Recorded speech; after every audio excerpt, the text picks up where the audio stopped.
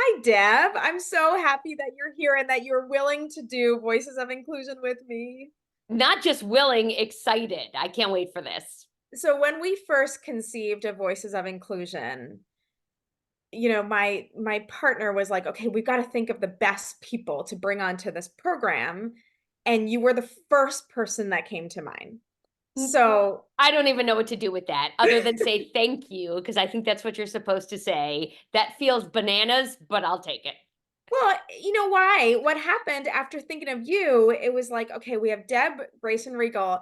That reminds me, I also have this person and this person and this person because I either met them through you or we're somehow connected, or the work that you and I have done together reminded me that I had someone else in my life. That's So, great. I like that it opened the floodgates. yes. So, Deb, we've been friends for years. We're both coaches. Would you be willing to give a very quick introduction? And before we get into our Yeah. questions today. Yeah, great. So my name is Deborah Grayson Riegel, but I go by Deb. So thank you for knowing that. And I am an executive coach and a keynote speaker and a facilitator and a writer. My area of expertise is leadership communication. That's everything from public speaking and storytelling to navigating difficult conversations and giving feedback. I would say in the last 3 years, there's been a particular focus on how to have conversations at work about mental health, and in particular, in the last few months, there's been a focus on how to talk about difficult world events at work. And so I coach, I teach, I write. I've written a bunch of books. I have another one that'll be hopefully out at the end of this year on women's relationship with failure. And I'm a wife. This year will be my 26th anniversary. I'm a mom of two 23-year-olds, Jacob and Sophie, and I'm a dog mom. And my dog is on the couch sleeping because she is exhausted of hearing me talk. Yes, go Nash. That sounds like a really, really good reaction. So thank Yes. you for that. So as you know, Deb, we've been friends for years and our conversations rarely stay at the surface. So in this conversation, I would like to invite you and me to go below the surface because I think that's where the real wisdom lives. Are you willing to go there with me? Yes, and I think the operative part in that invitation is with you. I don't know that I would say that for everyone, but you and I have a history and a track record of going below the surface and then working out things when they feel uncomfortable or unclear. With you, yes, I'll go anywhere. Yeah, those are good words for me too, because we have a history of having done that, Yeah. and it feels safe for me to do that with you. So, Yes. um, I I believe, I'm also a leadership coach like you, and I believe that everyone, whether they like it or not, influences the people around them. And Mm. in that way, we're all leaders. Just by existing in the world, we create ripples. So, I'm curious for you to share, what kind of leader are you? So I'm the kind of leader who believes that people are simultaneously acting in their very best interests while also acting in ways that have intended and unintended impacts. And so I really am the kind of leader who gives people the benefit of the doubt for why they are saying what they're saying, doing what they're doing, behaving the way they're behaving, that there has to be a payoff, and that they might not have considered what are some of the unintended impacts, and is another way for me, a better way for me even possible. So I Mhm. think that would be an inclusive leader, a humble leader, a thoughtful leader, a blind spot leader, and anything that I help other leaders do, I'm certainly doing the work on myself as well. Yeah, so sort of the words coming to mind for me are a practice what you preach type of leader too. Yes, yes, absolutely. Although I have to tell you, I just got off a call that was sponsored by the International Coach Federation, of which you and I think, are both members, on some coaching skills. I'm always happy to learn. And I had a little coaching session, a mini coaching session where I was like, yeah, I need some external accountability for something. And by the way, I hate external accountability. And so I just realized, like, oh, I'm exactly like my clients. Yeah. Yes. Yes, exactly good like for my client. you. I Yes, know those sometimes I wonder if I became a coach because I see myself and my clients so much, right? I yes, get so much learning from what my clients are going through. yes. And I have those mea culpa moments as well. Okay, so I love how you defined leadership from a place of what you believe is true, Mm, mm, and around these intended and unintended consequences of the way that we present ourselves and yes. communicate in the world. Given that, how do you want to be known? I want to be known as, um, I'm going to use an overused word, but I'm going to say authentic. Mm, And authentic for me has a very particular meaning, which is that you get the same me almost regardless of context. And I say almost because there are certain situations where you are going to get a me that I probably don't even recognize. But it's, in service of protecting my safety or boundaries or something like that. But in most situations, let's call it the 80-20 rule. The me you get is the same me, regardless of context. And that's something that I think has generated a lot of clients for me, especially because I'm active on social media. They see that, what you see is what you get. And I'm not speaking one language for one group of people or saying things to a different group of people. I am me sort of through and through. And that feels important because I think a lot of people have been, traumatized by working with leaders and teams where they thought this person was one thing or one way, and it turned out they weren't. And it sort of rocks your whole foundation of trust. I know trust is a big word. As you said that, Deb, I reminded of something that might sound like a total non sequitur, but for me, I remember when I visited you last year, Hmm. a bunch of us coaches, really close friends came to North Carolina to visit you.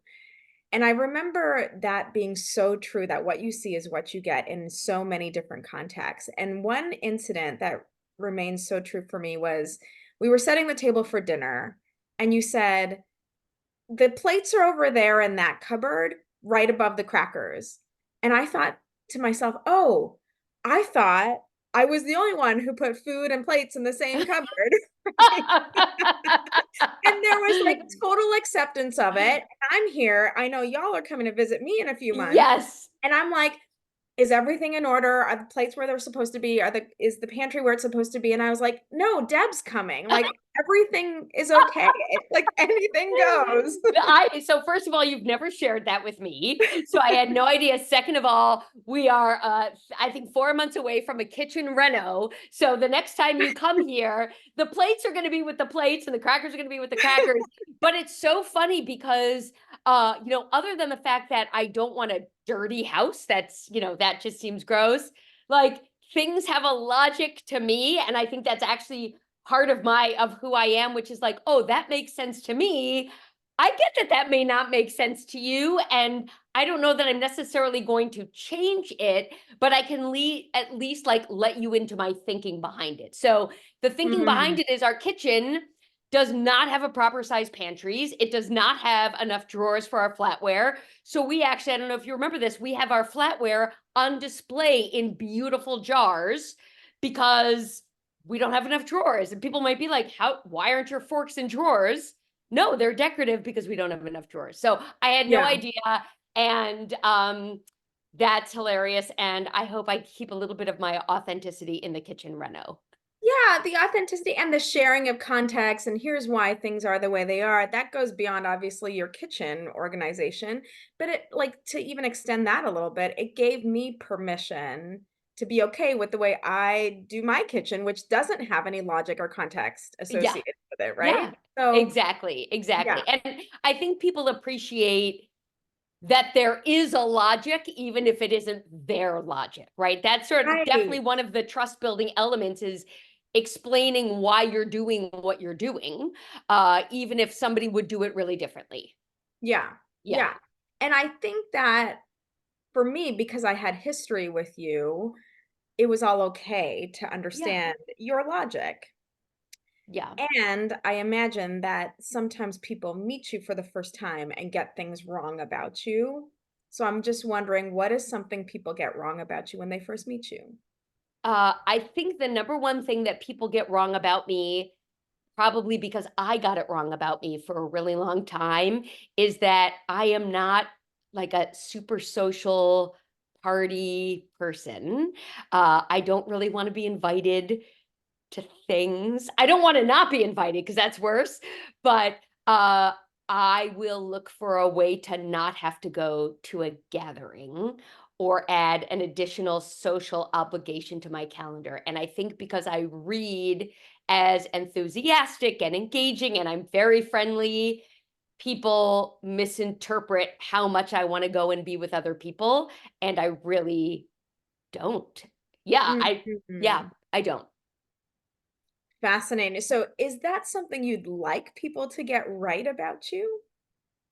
I would like people to invite me to things and then not be surprised that I've said no. Because I get a lot of people like, oh, really?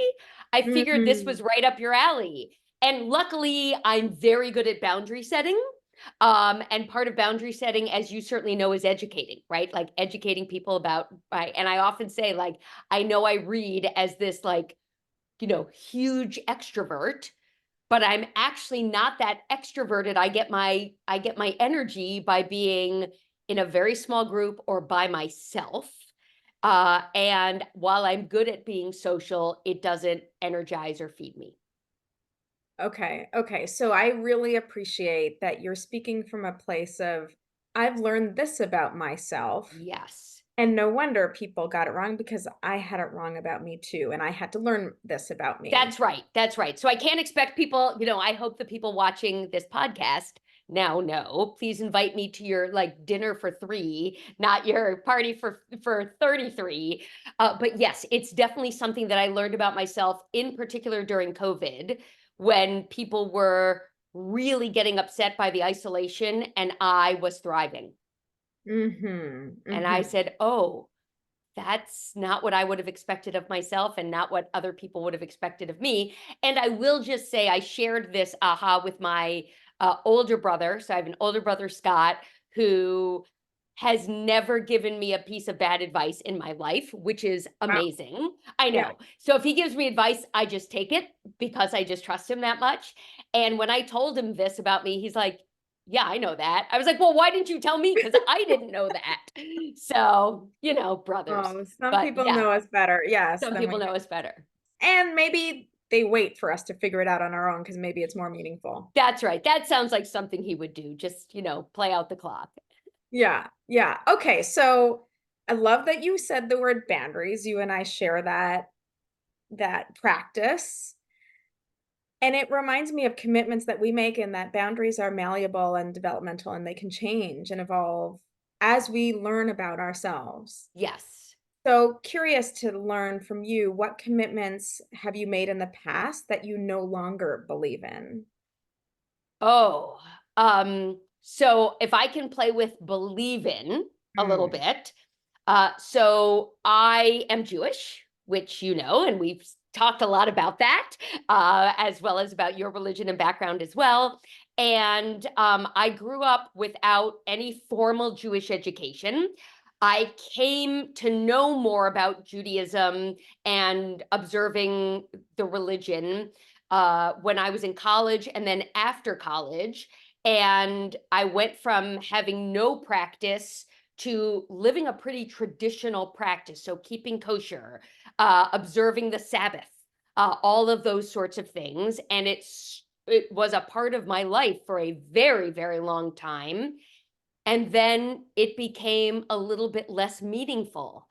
And I really had a hard time separating myself from the commitment I had made to what it looks like and feels like to be practicing.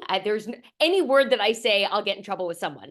But the commitment that I made, right, to observe certain traditions.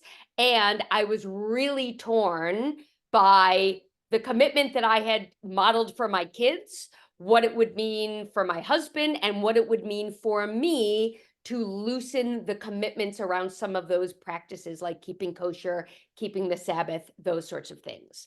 And so I no longer keep kosher. I no longer observe the Sabbath.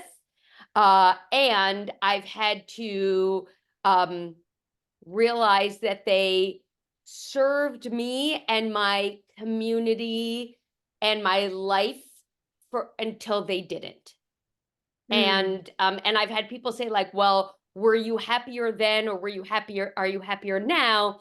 And my answer is that old saying, wherever you go, there you are. So I'm happy. So because I'm happy, most of the time I was happy doing that and I'm happy not doing that. That didn't really have an impact. But it felt like a massive shift to give up those commitments. Is that the mhm. sort of example you were looking I for? love it. I wasn't Yeah. looking for anything in particular, Yeah. but I really like, I mean, it's getting me thinking just about, what does it mean? How do we know what's no longer serving us? How did you know? Um, well, the way that I knew was, and I bet we have this in common, was one of my kids pushed me around the issue. So I imagine you learn a lot of things because yours push you around some issues, They sure right? do. And my son Jacob, when he was a teenager, was getting ready to do a summer program at UCLA and University of Michigan, go blue. And he said to us, he was kosher. I think he was 15 or 16. And we'd always said to our kids, when you're 18 and you go to college, you can make your own decisions. And he said, listen, part of the way that I experience the world is through food. I want to have a Dodger dog at Dodger Stadium. I want to be able to go to Ann Arbor and eat whatever I want at Zingerman's. Uh, I really don't want to keep kosher anymore. And Michael and I, my husband, we said, thank you for telling us. And he said, he's a pretty good persuader. He said, like, it doesn't say anything about my commitment to Judaism. It's just not, you said Mm. I could make a decision in 2 years. I already know what my decision's going to be. So my husband and I went on a drive and we talked a little bit about it. And he said, I don't really care. Do you? And I went, oh my God, I don't. Wait a minute. I don't. What?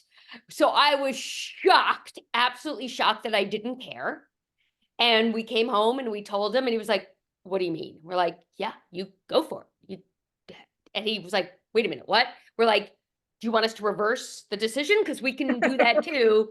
And so that's sort of how that happened. And then he came to me and said, like, "Well, what are you gonna do now?" And I said, "I honestly never even considered revisiting it until you had the conversation with me." Mm. And I remember very clearly this. He and I were in the city in New York. We were walking to see Les Mis on Broadway. He's my Broadway buddy.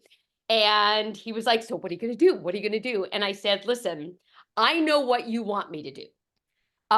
But I don't know what I want me to do. Would you be willing to coach me?" And he knows the difference between coaching, advising, telling, problem solving, all those things. And he's like, "Sure." And he said, "So what was behind the original decision to keep kosher?" And I went, I was dating somebody in my 20s and it was important to them. And that just opened something. I have goosebumps even as I'm telling this. It was such a brilliant coaching question. Like, what's the root of this? And that's how that happened. Oh, I love the question. I'm glad we're recording this so that Yes. so that I can write down that question Yeah. and ask it of myself. Okay. This is a question I am asking you as someone I admire and am regularly inspired by, so it's a little bit selfish. Okay. Um, but where will you be 1 year from now?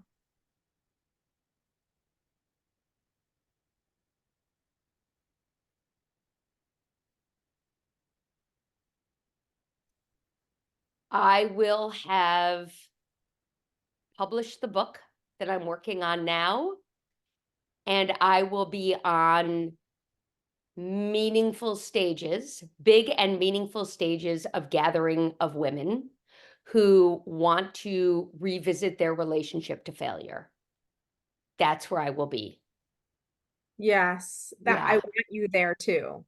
Thank you. I can't think of, um, a better time, a better person, a better topic for a year from now. We will have just we will have learned who our next president is. Um, I imagine our country will continue to be as polarized as it is today, and Yeah. I'm hoping that the work that you and I and so many other great coaches are doing are advancing our toolkit to have meaningful conversations, so it'll be the right time Yeah. for you to be on that platform. Yeah. Thank you. Yeah. What do you I have to just tell you, I don't usually think that far ahead. Oh, really? That feels far for you. A Oh year. yeah. Oh yeah. Year feels really, really, I have never set like a long-term plan or a business. This is my 20th anniversary of having a business. I don't think I've ever set a plan more than maybe 4 months ahead. Wow. Yeah. I mean, it's all relative, right? It's sort of like that, that whatever it's called, the saying that like 2 minutes can feel like a lifetime or it can feel like a flash. Yes. And I read somewhere that we tend to overestimate what we do in 1 year and grossly underestimate what's possible in 5 years.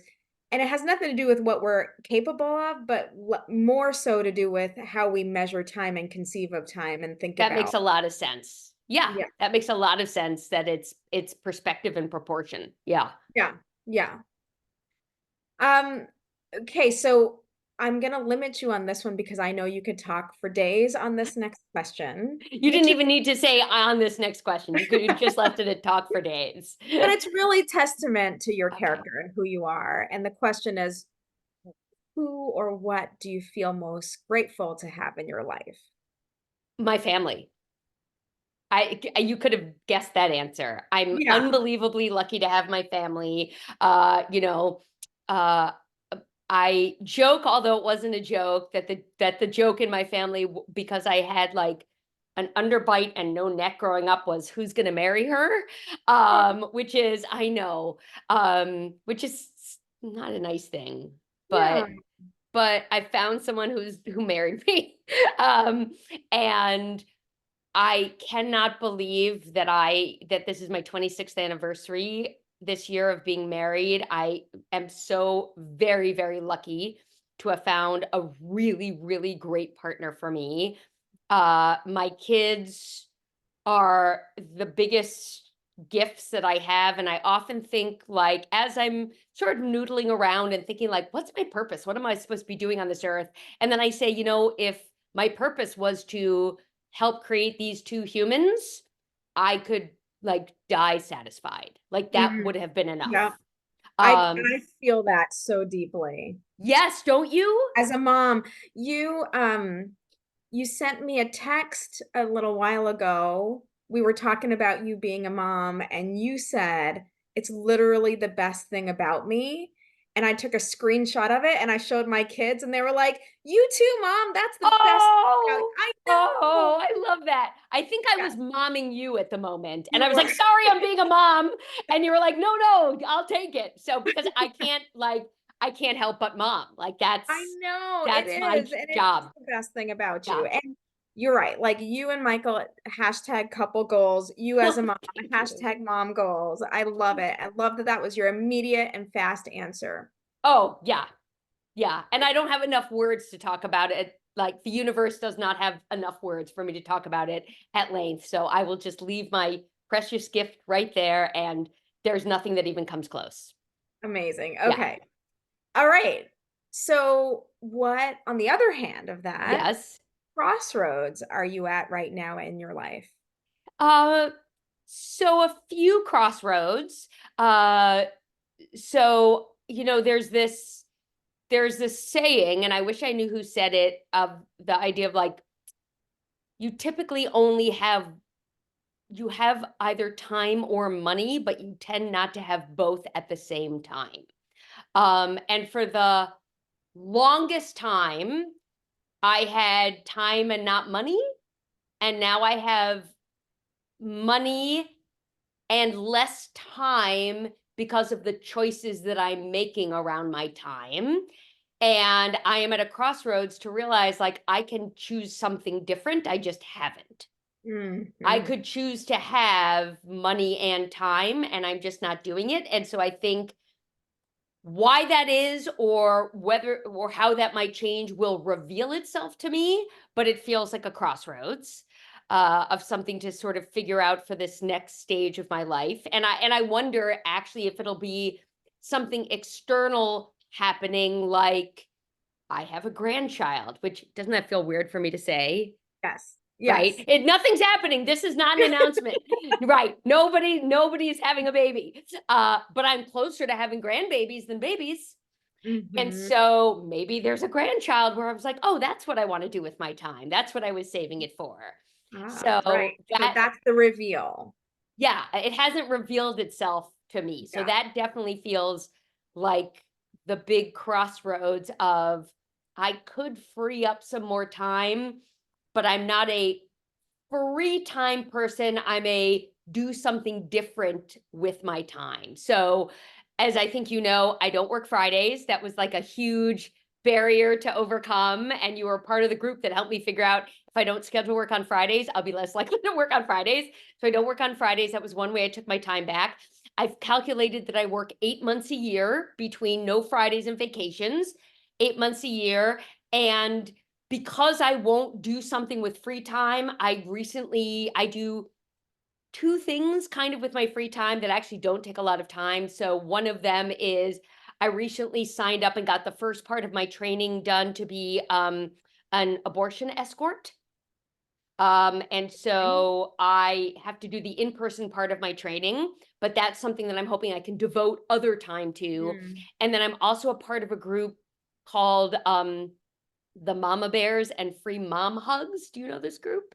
Yes, I maybe through you. Oh, okay. So this is an organization where people who are LGBTQIA plus have, for whatever reason, been rejected by their parents, and they need somebody to text with, talk with, write with. They need a mom. Again, it goes back to mom. They need a mom to show up at their graduation or at their top surgery or whatever it is. And so I've got a few really good pen pals, and I'm just waiting to be invited to a wedding somewhere. I'd love to be a wedding mom or a top surgery mom. I'll come to whatever. Yeah. Love it all. I want all of that for you. Yeah. Yes. All right. We have two more questions. Okay. This next one is about looking back. So you've looked ahead in your life. Now let's look backwards. What are some challenges that are now in your rear view mirror? So I'm going to just name the fact that you are talking to somebody with an anxiety disorder. Mm. So Cute. there is a part of my brain that believes that by naming them, they could rise from the grave. And I'm going to do it anyway. But as soon as you asked that, I was like, oh, like we don't talk about Bruno. Like those are behind. Yeah. But Oh, yes. yes, okay. So let me think about, Thank you for that framing and for you naming what your choice in that question is, that you're yeah, making this choice to do it. I'm Okay. making a choice to do it. Yes. Despite the fact that I have, wild catastrophic thinking. So some things that are behind me are I think a little bit of business anxiety, a little bit of business anxiety. So every Mm. year on January 1st, I wake up and go like, oh shit, I got to do this all over again. But at this point, like that's just my habit. I don't really foresee a problem considering that my business has survived, 2009, 2008, 2009 has survived COVID. I don't think I need to be in a daily worry about will I have a business. Some other things that are behind me are, um, oh, I'm trying to think. Oh, living with untreated mental illness is behind Mm, me. mm, I'm on medication, and lived most of my life without medication, without knowing that there was medication that I could take. And so I do not ever have to live like that again. And that was a horrible way to live. There is help, and I mm, got it. What else is behind me? I think maybe even just launching the kids. Like they're in a different life. They're adulting now at the beginning of adulting, but just getting through those school years was just, I mean, you know. Well, yes, and I'm glad that you're a few years ahead of me. Yeah. Because Oh yeah, it gets yeah, better. It gets, yeah. I mean, it gets hard in different ways, but I remember my kids' senior year of high school, they had already gotten into their first choice schools, which was amazing. And I was like, I am not going to a parent teacher conference. You could offer me $1,000 and I will not go to a parent I teacher know. What conference. is it about those? I always leave crying. Yeah. Oh, with pride though, right? With pride. But Okay. they're All just right, my friend. very emoemoally intense. Oh, I've Yeah. never had an emotionally intense experience. I was like, I could be watching a show right now. So, so that sort of like everyday supervision is Hmm. behind me. And I remember when Michael and I became empty nesters.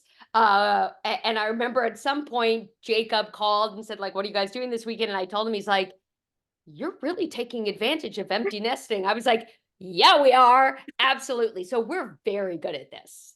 Yes. Yeah, I promise to be your mentor when the time comes. Yes, please, because I cannot imagine being an empty nester. I can't imagine living without my kids. I can't, I just, for when I heard both you and Michael say we couldn't wait to get them out, I was like, oh, maybe I can't imagine that for I my, know. Well, the time will come. And, I got a good advice from my brother, the same one I mentioned before, because I was like, he was an empty nester with all three of his kids before we got our first one out of the house. And I was like, all right, you have to tell me. He said, our friends are crying, our friends are all upset. And we're like, what are we missing here? And he said to me, do you like your partner? I said, yes. He said, do you like your job? Yes. He said, you're golden. Like that. yeah, Yeah. that's really good. Yeah. So I think there's also like when we know our kids are going to be okay, like, they my kids keep showing me, "Oh yeah, you're good. You're okay. Okay." Yes. Yeah. Yes. And you never stop worrying. I mean, my kids Yeah. are my first thought in the morning, my last thought of the day. And when people say, how are you? I remind them of the quote I learned from my aunt, you're only as happy as your least happy kid. And my aunt Yeah. only has one kid, right? And so I was Yeah. like, I'm fine now, but if I get a text from one of my kids, my whole, like, everything could just Yeah. get unraveled. Yeah. And um, yeah. So Yeah. Yeah. yeah, yes. The other thing you and I share is this, it's really kind of humanizing and reassuring to know that you have a little bit of the business anxiety too. Because I have that. And then I quickly short circuit to something else you told me maybe about a year ago, which was, hey, Priya, you and I are part of the 2% of women entrepreneurs who've made over seven figures in a year. Yes. And Yes. that gives me such grounding to know, like, okay, the anxiety is normal and in a way, it's a fuel, but also I have this other thing that I can kind of rely on. Yes. And can I remind you of your response to me? What was it? I don't remember. Okay, so your response to me was, I was really excited and proud of us. You were the first person I thought of when I learned this thing, Oh, right? yeah. And your response to me was, that's so sad Yeah. that this is such a high bar for women. Like, you were like, I don't want to be in the minority around this. And Yeah. I was like, ugh, Priya, always raising the bar to help me think bigger and better and less about myself and more about other people and inclusion. Fine. But I did not forget that response, which is like, yay for us and not yay for the world. Yeah. Let's Yeah. make it a bigger percentage of women. Yeah. Yes. Yes. Yeah. I do remember that conversation. Okay. Me All too. right. We always end on this question. Okay. What's a semi big decision you have to make in the next 30 days? Semi big decision I have to make in the next 30 days. Uh, I think a semi big decision I have to make in the next 30 days is probably around travel. I'm going to be invited to a gathering in Europe that I think you might be invited to as well, but I'll just leave it there. And I'm going to have to decide whether or not I want to go and if the time is right. And Yeah. all travel to me, especially travel that involves a passport, feels like a huge decision. Yep. Yep. So semi big and you went big as you always do. I love it. Yeah, yeah. Well, this was amazing. A chance to connect with you, my friend. It always feels like we do it often and it Yeah. feels like never enough. And I'm so grateful Yes. chance to connect with Thank you you. for inviting me. This was so much fun. Yes, of course. Is there anything else you'd like to share around how people can find you or connect with you? Yeah, people can find me on my website, deborahgraysonregal.com, and on my Substack, which is somehow related to deborahgraysonregal.substack. And if you find Priya, Priya knows how to find me. Yes. Thank you, Deb. Thanks, Priya.